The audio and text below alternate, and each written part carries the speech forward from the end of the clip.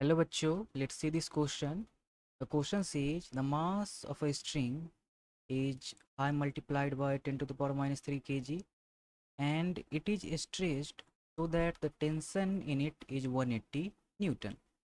A transverse wave traveling on this string has a frequency of 260 Hz and a wavelength of 0.6 meter. What is the length of the string? और हमें चार options दे रखे हैं। Question में हमें कहा गया है कि एक स्ट्रिंग है जिसे हमने स्ट्रेच कर रखा है और जिसके कारण उस पर टेंशन 180 न्यूटन का है। का मास हमें दे रखा है। हमें कहा गया है कि इस स्ट्रिंग पर एक ट्रांसवर्स वेव ट्रैवल कर रहा है, उसकी फ्रीक्वेंसी और वेवलेंथ हमें गिवन है। तो हमें फाइंड आउट करना है कि स्ट्रिंग का लेंथ कितना होगा।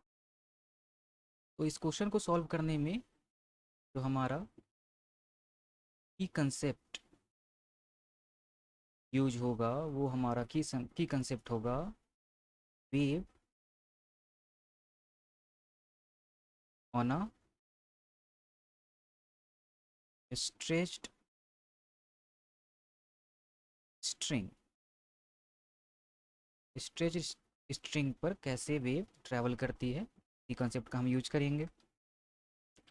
तो क्वेश्चन में हमें दे रखा है कि मास ऑफ द स्ट्रिंग है 5 multiplied by 10 to the power minus 3 kg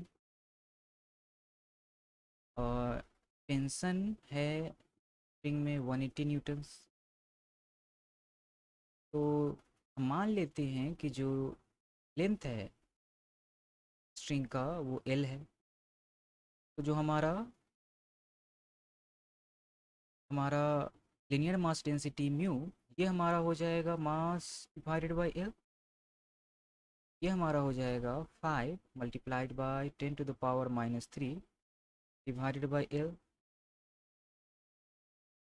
तो अब हम जानते हैं कि एक स्ट्रेच्ड स्ट्रिंग इस पर हमें टेंशन दे रखा है और उसकी लिनियर मास डेंसिटी दे रखी है, ऐसे स्ट्रिंग पर अगर कोई वेव ट्रैवल करता है तो उसकी जो वेलोसिटी होती है वो का फॉर्मूला होता है root under E divided by mu.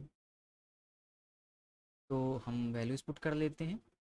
Tension की वैल्यू है 180 न्यूटन्स डिवाइडेड बाय म्यू की वैल्यू हमने निकाली है 5 multiplied by 10 to the power minus 3 और ये डिवाइडेड है बाई एल और होल का root under.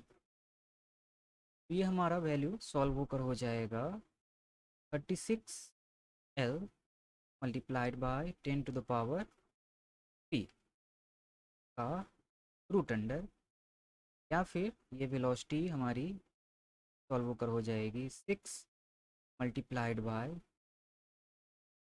L multiplied by 10 to the power 3 का रूट अंडर।